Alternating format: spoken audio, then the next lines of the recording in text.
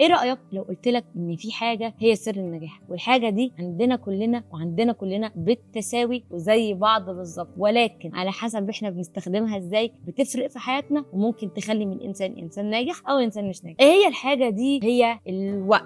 ايوه يا جماعه، هي الوقت، مش المجهود ولا الذكاء ولا اي حاجه خالص، هي مجرد الوقت اللي عندنا كلنا بالتساوي زي بعض. كلنا عندنا ال 24 ساعه هم مفيش حد اليوم بتاعه 25 ساعه وحد تاني اليوم بتاعه 24 ساعه، كلنا عندنا نفس مقدار العنصر ده بالتساوي، وده سبب من اهم اسباب النجاح. انا ياسمين مجدي، دي قناه مور انجلش. تعالوا النهارده اكلمكم على خدعه تنظيم الوقت. طب يا جماعه، بما ان كلنا عندنا نفس اليوم وكلنا عندنا نفس الوقت، ليه في ناس بتقدر تستغل الوقت ده صح وتحقق نجاح كبير جدا؟ يعني مثلا لما بيسالوا الاثرياء في العالم، بيسالوا الناس الناجحين، مؤسسين الشركات ومؤسسين اكبر المؤسسات في العالم، ايه سر نجاحكم؟ دايما بيقولوا تنظيم الوقت. الموضوع طب ما كلنا ننظم وقتنا، ليه كلنا ما بنقدرش ننظم وقتنا؟ لان في اساسيات، باك جراوندز كده وبيسكس، اساسيات لازم تكون موجوده عندك. قبل ما اجي اقول لك تعالى اعلمك تنظم وقتك ازاي، لازم الاساسيات دي تكون يعني ثابته في دماغك، واضحه عندك كويس قوي، لان الاساسيات دي لو هي مش موجوده هنقعد نعمل في جداول ونقعد نحاول ننظم وقتنا في نفس الوقت، مش هنوصل لاي حاجه ونمشي في دايره كده، نبقى ماشيين في سايكل كده، يعني a never ending cycle، ونحس ان احنا مش قادرين فعلا ننظم وقتنا. ليه؟ لان في concepts، في basics fundamentals كده، اساسيات مش موجوده. نعرفها ايه واحده واحده ونبتدي ناخد خطوه صح في تنظيم الوقت. اول عنصر في الاساسيات اللي لازم تبقى موجوده عندي قبل ما اقول انا عايزه انظم وقتي بقى وانا بقى انسان ناجح الى اخره، الاولويات، priorities يعني اولويات. الكلمه دي مهمه جدا وطبعا صعب شويه بالانجليزي، ولكن تقول يا ميس كلنا عندنا اولويات، يعني كلنا عارفين احنا عايزين نبقى ايه. لا يا جماعه، الموضوع ما بيبقاش يعني ايه مسهب كده، والموضوع ما بيبقاش يعني كلام وخلاص. لا، لازم الموضوع يبقى منظم. اسال نفسك، اقعد مع نفسك واسال نفسك ايه هي اولوياتي في الحياه. يعني انا بخاطب فئه ثانويه عامه، فئه الطلاب. طبعا الفيديو ده معمول لاي حد، طلاب جامعيين، اشخاص عايزه تتعلم مهاره في حياتها ايا كان، ولكن الفئه اللي انا بتعامل معاها اون ديلي بيسز كل يوم هي فئه طلاب ثانويه عامه. اسال نفسك كطالب ثانويه عامه ايه هي العناصر الاساسيه في حياتي. هتلاقي ان انا عندي الدراسه اللي هي بتساوي العمل او الشغل بتاعي، هتلاقي ان انا عندي عيلتي طبعا اسرتي، هتلاقي ان انا عندي اصحابي، الدايره الاجتماعيه اللي حواليا، هتلاقي ان انا عندي الهوايه او الرياضه او المي تايم، الوقت، الحاجه اللي انا بحب اعملها حتى لو كانت مجرد مشاهده افلام او مسلسلات او ايا كان. فاسال نفسك، حط موقف كده لنفسك، ايه هو اكتر حاجه مديها اهميه في حياتي من العناصر دي. حط موقف تخيلي ان انا عندي امتحان بكره وحد من صحابي يقول يلا نخرج، اصل انا متضايق عندي مشكله، هتعمل ايه؟ لو لقيت نفسك بتقول انا هخرج مع صحابي عشان انا صاحب جدع، فاعرف ان اصدقائك هم دول قمه الاولويات بتاعتك، هي دي في الهرم بتاع البرايورتيز بتاعتك. فما تحاولش تنظم وقتك ان انت تذاكر، انت تحاول تنظم وقتك، حاول الاولويات بتاعتك اللي مديها اولويه هي دي اللي هتاخد محور تنظيم الوقت. حد تاني يقول لك لا انا هقعد اذاكر، هعتذر لصاحبي بكل يعني ادب كده، خليني اقول له طب والله انا نفسي اقعد جنبك ما اعرفش ايه، هو طيب خاطره شويه بس هقعد اذاكر عشان دي هي الاولويه بتاعتي. اقول له تمام. يبقى انت وانت بتحط الجدول بتاعك او تنظيم الوقت او بتحاول تنظم وقتك وتنظم حياتك ويومك، هتكون ده هو المحور الاساسي اللي كل حاجه تانية هتلف حواليه. فاعملوا برايورتيز، اقعد مع نفسك، اكتب اولوياتك، شوف ايه هي اولوياتك من العناصر اللي موجوده في حياتك. زي ما قلت معظم الطلاب هم عندهم الاربع عناصر دول، دراسه، اسره، دائره اجتماعيه او اصحاب، واخر حاجه طبعا الهوايات او الرياضه او المي تايم، الوقت اللي هو بيحبه لنفسك. شوف اولوياتك ايه، صدقني لما تظبط اولوياتك هتقدر ان انت تستمر في الجدول بتاع المذاكره بتاعك، او تقدر ان انت تنظم وقتك صح. تاني عنصر عندنا هو الجولز اند دريمز. يعني ايه الجولز اند دريمز؟ الاهداف والاحلام. خلي بالك كلنا عندنا اهداف واحلام، ولكن في مبدا مهم جدا لازم تبقى عارفه، مبدا الفيجواليزيشن. يعني ايه يا مس ماي الكلمه الصعبه دي؟ كلمه فيجوال يعني بصري، فيجواليزيشن يعني ان انت تتخيل الحاجه قدامك. انا عايزه الاحلام والاهداف دي تبقى موجوده قدامك. احنا كبشر كائنات بتحب الرؤيه، بتحب تشوف الحاجه قدامها. فانا لو شرحت لك حاجه كلام بس غير لو شرحتها لك وانت شايفها قدام عينيك، ده شيء جميل. لما نكتبها في ليست، نكتبها في قائمه، او نكتبها في صوره ونعلقها قدامنا، او نكتبها حتى في نوت كده كراسه ونحطها في الدرج بتاعنا وكل شويه نبص عليها، او نبص عليها وهي قدام عينينا، ده كده بنعمل لها فيجواليزنج، وكده بتبقى واضحه قدام عينينا، وبتبقى يعني ايه، مخ بيبقى منتبه واليرت يعني منتبه ليها اكتر من ان انا اقول انا عايز ابقى دكتور، انا عايز ابقى ما اعرفش ايه وخلاص. فاحنا هنعمل فيجواليزيشن للجولز اند دريمز بتاعتنا علشان تبقى يعني واضحه قدامنا. انا عن نفسي يعني كل سنه بحط اهداف السنه بتاعتي انا عايزه ايه، وبحط البرايورتيز الاولويات السنه. يعني في سنه قلت اهدافي ان انا اوصل مثلا في الجيم ان انا اعمل معرفش بوش اب ومعرفش ايه، واهدافي تانية لا انا عايزه اوصل في الكارير بتاعي في سنه تانية ان انا اعمل كذا. انا السنه اللي فاتت بدات يوتيوب، اول ما بدات يوتيوب انا كنت كاتبه الحلم بتاعي انا عاوزه اوصل ل50,000 سبسكرايبر على يوتيوب في اول سنه. الحمد لله اول سنه لسه ما خلصتش، او تقريبا احنا كده داخلين على اول سنه اهو، والحمد لله عديت ال80,000. فخلي بالك ما بتكتب اهدافك بتبقى قدام عينيك، انت بتبقى اوير او واعي بيها، وبتبقى يعني ملموسه ماديه مش مجرد حاجه كده بتنساها. فنعمل ايه؟ نكتب الجولز والدريمز بتاعتنا، نعمل لها فيزواليزيشن ونحاول نفسنا بيها عشان تبقى يعني حوالينا طول الوقت ونفتكرها طول الوقت، بحيث ان لما نيجي نعمل بقى جدول مذاكره او ننظم وقتنا تبقى قدام عينينا وتبقى حافز لينا ان احنا نكمل. ثالث هدف بقى هو الديسيبلين. في ناس كتير ما تعرف يعني ايه كلمه ديسيبلين. خليني اقول لك ان الكلمه دي بالعربي معناها انضباط، ومن اهم العناصر النجاح في كل كتب التنميه البشريه يقول لك if you have discipline you can make it. يعني ايه؟ تقدر تنجح لو انت عندك الديسيبلين. يعني ايه الديسيبلين؟ الديسيبلين يعني تأديب تهذيب. فخلي بالك الحياه يا جماعه، الحياه مفيش اي حاجه فيها الا وكان ليها رد فعل. خلينا نتكلم مثلا عن حد في المستقبل، هو شخص كبير، هي ادلت بالغ وعنده وظيفه، فهو مثلا لو اتاخر على الشغل بتاعه الوظيفه بتاعته، ايه اللي بيحصل له؟ بيتخصم له، او يعني بياخد مثلا وورنينج، بياخد انذار الى اخره. طيب لو غاب بيتخصم له، ففي نهايه الشهر بيلاقي المرتب بتاعه متاثر، والمرتب بتاعه ده هو مصدر الدخل بتاعه اللي بيعيش منه، فبيبقى طبعا حريص ان هو ما يشوفش ان في اخر الشهر انا اشتغلت والمرتب بتاعي فيه خصومات كتير. فده كده حاجه بتخليه يبقى عنده دسم. تجربه ثانويه عامه ما هي الا يعني محاكاه للحياه. الحياه كلها ضغوطات، كلها ديدلاين، يعني ايه وقت تسليم، كلها حاجات لازم تلتزم بيها. ولو انت ما بتعرفش تتحكم في نفسك في ثانويه عامه اللي هي شكل مصغر بس في الحياه، صدقني تجربه العمل والحياه بعد كده مش هتبقى احسن حاجه بالنسبه لك. فانت كطالب ثانويه عامه قول لنفسك كده، انا دلوقتي لو مش عارف اضغط على نفسي، مش عارف يبقى عندي ديسبلين انضباط، هعمل ايه في الحياه؟ هعمل ايه بعد كده لما ابقى مسؤول عن اسره، مسؤول عن بيت، مسؤول عن حاجات ورايا مسؤوليات؟ شخص انا دلوقتي اهلي بيهتموا بيا، هم بيعتنوا بيا، هم المسؤولين، او الكير بروفايدرز يعني الناس اللي بتديني الرعايه دلوقتي، لكن انا بعد كده هعمل ايه لو انا مش قادر يعني اعيش التجربه المصغره دي؟ هعمل ايه في المستقبل؟ فانت لازم يبقى عندك نظام، ولازم يبقى عندك ديسيبلين، ولازم يبقى عندك نظام ثواب وعقاب لنفسك، يبقى عندك بونشمنت سيستم، يبقى عندك ريوردنج سيستم. علشان ايه؟ انا عملت حاجه غلط، انا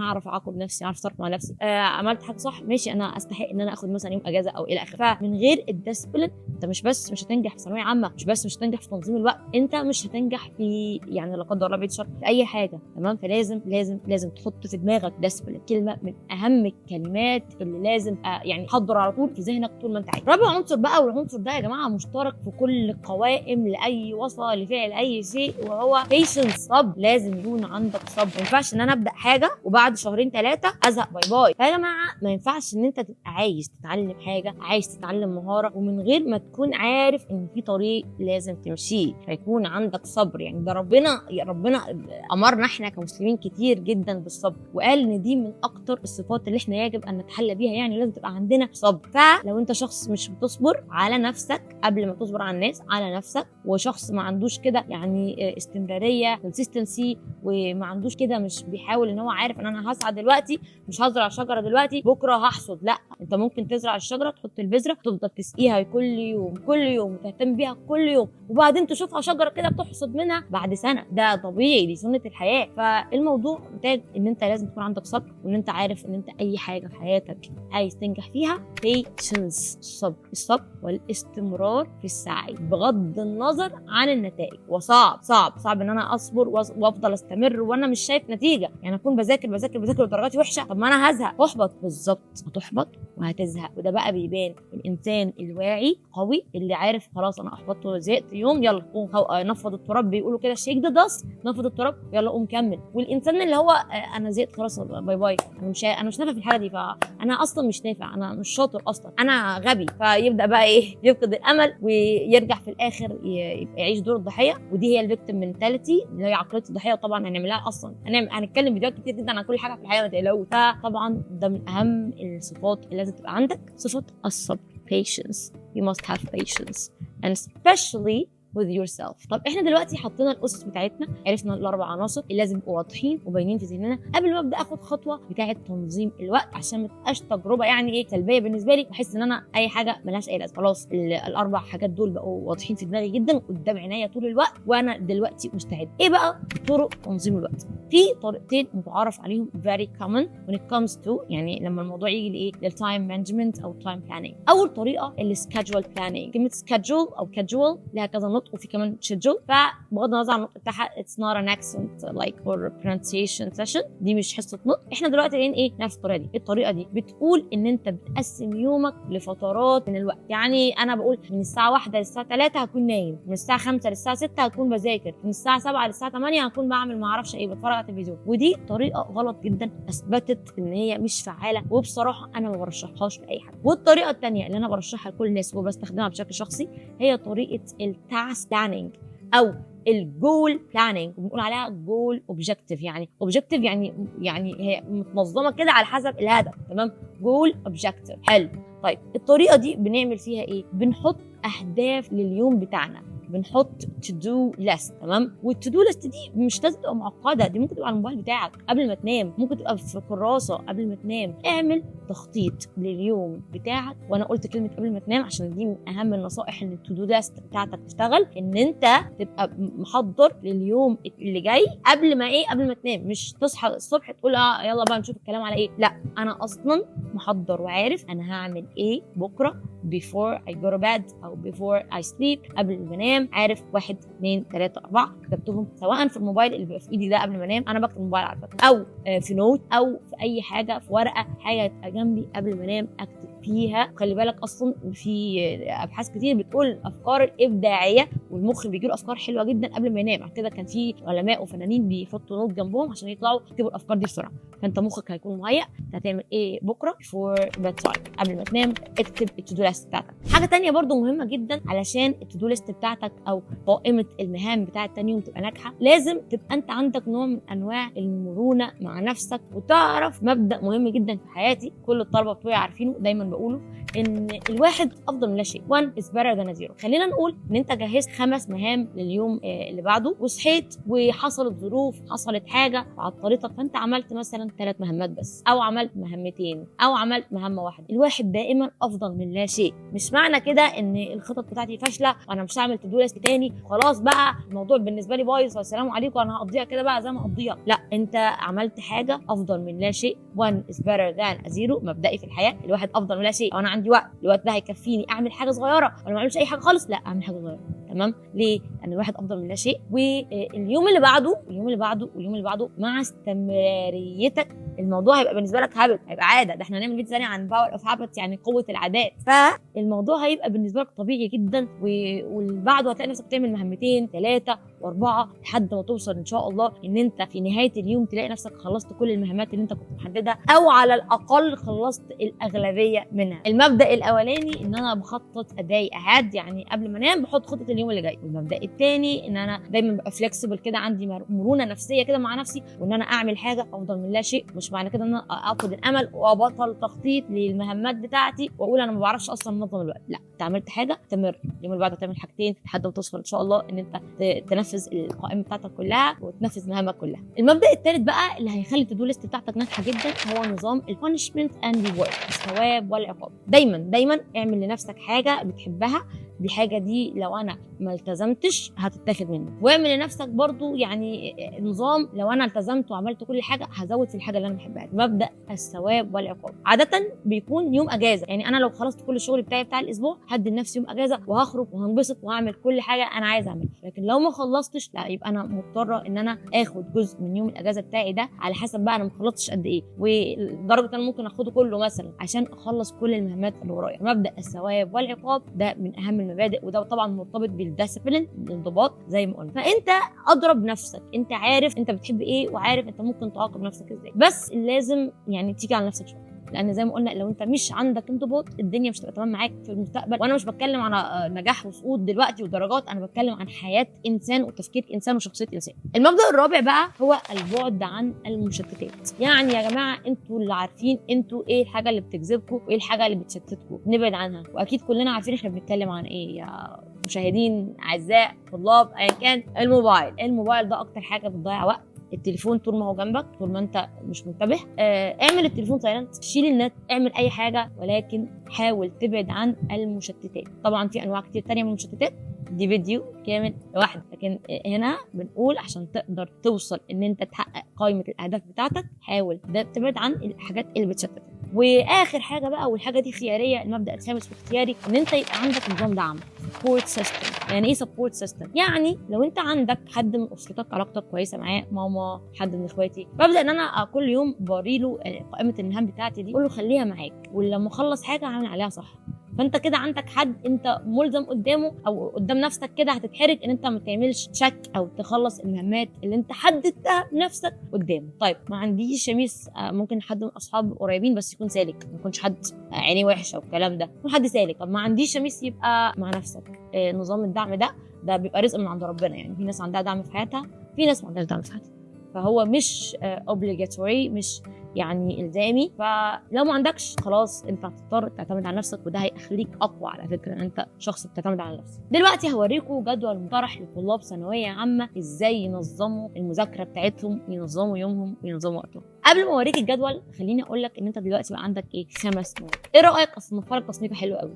انت عندك مادتين اسمهم السناكس دي باللغه الانجليزيه معناها المقرمشات، الحاجات اللي هي اللذيذه الظريفه الخفيفه. وعندك 3 مواد هنقول عليهم المين كورس او المين ميل، يعني الوجبه الرئيسيه، حاجه دسمه. السناكس بتاعتك هي اللغات. طبعا اتسالت عليكم الالماني او الفرنساوي، فبقى عندك عربي وانجليزي بس، ودول طبعا لغتين مهمين جدا جدا، فانت الموضوع بالنسبه لك هيبقى اسهل من الدفعات اللي قبل كده. طيب وبعدين سواء انت شعبه علمي علوم او علم رياضه او ادبي، عندك بقى 3 مواد اساسيه. فالجدول بتاعك هيبقى قائم حوالين مدى ازدحام اليوم. يعني ايه؟ يعني مثلا انا هنصحك دلوقتي ان انت دايما تخلي دروسك في وقت لا يزيد عن 3 ايام، بما فيهم دروس وحصص الاونلاين. يعني حصص الاونلاين تاخد منك 3 ايام، دروسك السنات اللي انت نازلها 3 ايام. طيب بقيه الاسبوع قسم الاسبوع بتاعك 7 ايام اللي عندك للتقسيمه اللي انا هقولها لك. خلي الدروس بتاعتك تبقى في 3 إلى 4 ايام. خلينا نقول انت هتخليها في 4 ايام، تعرف تخليها 3 بما فيهم دروس الاونلاين او حصص الاونلاين. يعني برضو خلي دروس الاونلاين في داخل او خلال ال4 ايام دول. هيبقى عندي كمان يومين، اليومين دول فضيهم تماما من اي حاجه. انا كده عندي كام؟ 4 و2 6، فاضل يوم واحد، ده خليه الاجازه بتاعتك اللي هتحرم نفسك منها او هتديها لنفسك كثواب او كعقاب في النظام بتاع الديسبلين او بتاع الانضباط اللي احنا قلنا عليه. فانا دلوقتي الاسبوع بتاعي هقسمه ل4 ايام عمل، الاساس بتاعها الحصص اللي انا هتفرج عليها اونلاين او المحاضرات اللي انا هنزلها في سنتر، فده هو الاساس. هحط المذاكره بتاعتي حوالين الاساس ده، هحط ال5 المواد اللي عندي اللي انا قسمتهم مواد فرعيه جميله ومواد تقيله حوالين الاساس بتاعي اللي هي الحصص وحصص الاونلاين. طيب اليومين هيكونوا متفرغين تماما، لازم يكون عندك يومين متفرغين تمام، ويوم اجازه يا سيدي. دلوقتي احنا يعني في اول السنه، فالموضوع تمام لو انت ظبطت وقتك وظبطت مذاكرتك وما راكمتش، مش يعني اليوم ده هتستمتع بيه لحد قبل الامتحان. صدقني انا اعرف ناس جابت مجاميع عاليه جدا وكانت بتدي نفسها يوم اجازه لحد المراجعات. تمام، حلو قوي. طيب في خلال ال4 ايام اللي فيهم كورس او فيهم اونلاين، حصص اونلاين او فيهم سنتر هتنزل فيه، في ال4 ايام دول اللي هم فيهم عمل او فيهم ضغط او فيهم ضغط مجهود جسدي عليك او مجهود مثلا ذهني كبير عليك، ال4 ايام دول حط في كل يوم بس مذاكره مادتين، ماده من المواد الظريفه اللغات يعني عربي انجليزي، وماده تقيله حسب بقى الشعبه بتاعتك، تاريخ او فيزياء او رياضه او الى اخره، احياء، حسب الشعبه بتاعتك. يبقى في اليوم ال4 ايام اذاكر في ال4 ايام دول مادتين بس يا مس مي. ايوه ذاكر بس مادتين. يا مس ازاي؟ انا محتاجه اذاكر اكتر. لا مش محتاج تذاكر اكتر، حط في ال4 ايام دول مادتين مذاكره الى جانب مواد اليوم اللي انت بتنزلها درس او بتتفرج عليها اونلاين. تمام، وحاول خلي المواد الواجب بتاعها يتعمل في نفس اليوم، ما تاجلش الواجب. يعني لو انا النهارده هنزل حصه فيزياء وهنزل حصه مثلا عربي، يبقى النهارده هذاكر فيزياء وعربي. طيب بكره هنزل كيمياء وهنزل مثلا احياء، يبقى انا هذاكر، ما ينفعش اذاكر كيمياء واحياء مع بعض عشان مادتين تقال، فهذاكر كيمياء وهذاكر انجليزي مثلا، او هذاكر احياء وانجليزي، وتاني يوم على طول هذاكر الماده الثقيله الثانيه. تمام، يبقى ايه، انا ما ينفعش اذاكر مادتين تقال في نفس اليوم، لازم تبقى ماده تقيله معاها ماده خفيفه في الايام المشغوله اللي فيها مجهود يعني بدني او مجهود عليك، نزلت ذاكرت قعدت اتفرجت على حصص طويله الى اخره. طيب اليومين الفاضيين دول بقى هيبقى فيهم يعني شويه لم منك كده وشويه اجتهاد منك. انت قاعد في البيت ما تنزلش في اليومين دول، مفيش اي حاجه وراك، قاعد في البيت متفرغ للمذاكره بتاعتك. في اليومين الفاضيين دول بقى ذاكر مادتين من المواد الاساسيه الثقيله، وكمان هتذاكر المادتين بتوع اللغات. يعني اللغات دي ماشيه معاك طول الاسبوع. بس خليني اديك نصيحه، اللغات اوعى تذاكرها وقت طويل، اوعى تقعد مثلا ساعتين تذاكر انجليزي او ساعتين تذاكر عربي، هتزهق وهتمل. انا اللغات بذاكرها طول الاسبوع بس وقت قصير، ولكن في اليومين الفاضيين اللي عندي اللي هي فيها مواد تقيله هذاكر مادتين تقال وكمان مادتين لغات، او ممكن تحط 3 مواد تقال وماده واحده بس لغات. يعني ممكن مثلا خلينا نقول انت شعبة احياء فهتذاكر احياء فيزياء كيمياء، واختار بقى عربي انجليزي، واليوم اللي بعده فاضي برضه مثلا اذاكر فيزياء ما اعرفش رياضه ايا كان شعبتك، يعني ال3 مواد التقال بتوعك، وذاكر عربي. فانا كده عملت ايه؟ حطيت 3 مواد تقال ولغه، او ممكن تحط مادتين تقال ولغتين. ده في الايام الفاضيه. يبقى اليوم الفاضي يا اما تذاكر فيه 4 مواد يا اما تذاكر فيه 3 تقال وماده من اللغات او الحاجه البسيطه. بس كده يا جماعه، ده كان جدول مقترح لتنظيم الوقت حسب المواد اللي عندنا، وانا صنفت لك المواد. الموضوع يبقى اسهل، فانت ظبط بقى الايام على مقاسك وعلى قدك على حسب انشغالك وجدولك، ويعني بالتوفيق ان شاء الله. وبتمنى يكون الفيديو عجبك. انا اسمي مجدي ودي قناه مور انجلش. ولو عجبك الفيديو don't forget to like and share and subscribe، واشوفكم في فيديو تاني. وبتمنى يعني لو نوعيه الفيديوهات دي عجباكم قولوا لي عشان نزود اكتر في الكونتنت بتاع الهيومن ديفلوبمنت او التنميه البشريه والفيديوهات اللي زي المحتوى ده. وباي باي.